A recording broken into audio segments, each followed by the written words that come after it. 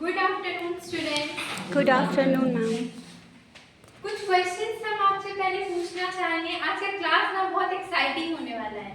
आपको पता है इंडिया में कौन सा करेंसी यूज किया जाता है? Yes ma'am. रुपीज। रुपीज। अच्छा, हम लोग के पास बहुत हम लोग पैसा कमाते हैं ना, तो हम लोग कहाँ पे डिपॉजिट करते हैं? बैंक में। और हम लोग को अगर लोन चाहिए होता है तो हम लोग कहाँ पे जाते हैं? बैंक में मैम। सॉरी, बैंक में जाते हैं। Yes ma'am. और अगर बैंक को लोन चाहिए होता है तो वो कहाँ जाते हैं? RBI ma'am. और आरबीआई होता क्या है ये पता है किसी को? No ma'am.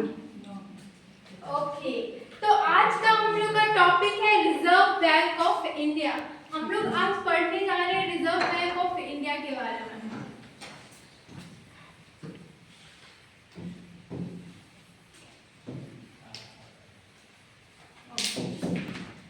तो पहले किसी को एनी आइडिया कि आरबीआई, अभी आपने बोला कि लोन होता है, लोन देता है बैंक को। आरबीआई कब स्टैब्लिश हुआ था और क्यों स्टैब्लिश हुआ? किसी को कोई आइडिया? तो आरबीआई स्टैब्लिश हुआ था 1 अप्रैल 1935 को अकॉर्डिंग टू आरबीआई एक्ट 1934। कब हुआ था? 1 अप्रैल 1935। ये हुआ था, इसीलिए एक जॉइंट स्टॉक बैंक हुआ था। एक्चुअली में ये सेंट्रल बैंक पहले नहीं था, ये 1950 में नेशनलाइज्ड हुआ था बाय गवर्नमेंट। और इसका रोल क्या होता है? ये एक फाइनेंशियल इंस्टीट्यूशन है, हम लोग को पैसा देने के लिए नहीं, बाकी सारा जितने भी कमर्शियल बैंक है उसको कंट्रोल करता है और मैनेज करता है। क्यों करता है? क्योंकि जो भी मनी सप्लाई है पूरा मार्केट में, उसको कैसे कंट्रोल किया जा सके, ये होता है एक्चुअली में आरबीआई क्या है, जो सारे बैंकों को कंट्रोल करे। बट अगर बात करें कि आरबीआई का फंक्शंस क्या क्या होता है, ये आइडिया है किसी को? No ma'am. हम लोग आरबीआई का फंक्शंस के बारे में पढ़ेंगे। पहले ये सब को देख लो कि आरबीआई का फंक्शंस होता क्या है। बहुत सिंपल है, इशू ऑफ करेंसी। जो हम लोग का करेंसी होता है, बैंक नोट्स, तुमको पता है कहाँ पे छपता है? आरबीआई बैंक इशू कराती है।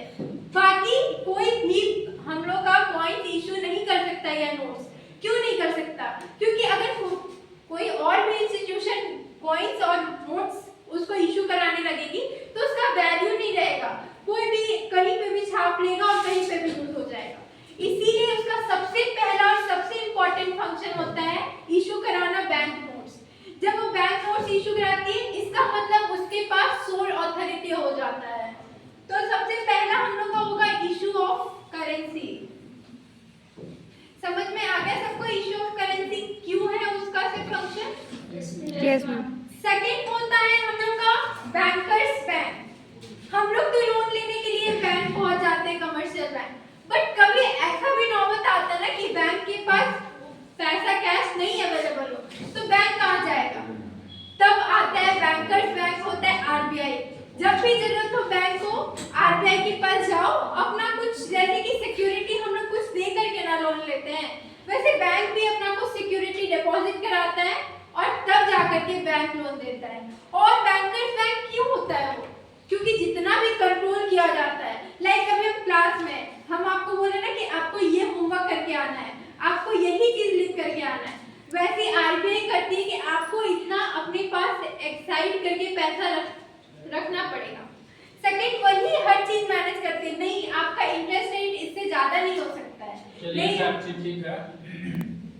आप ये बताइए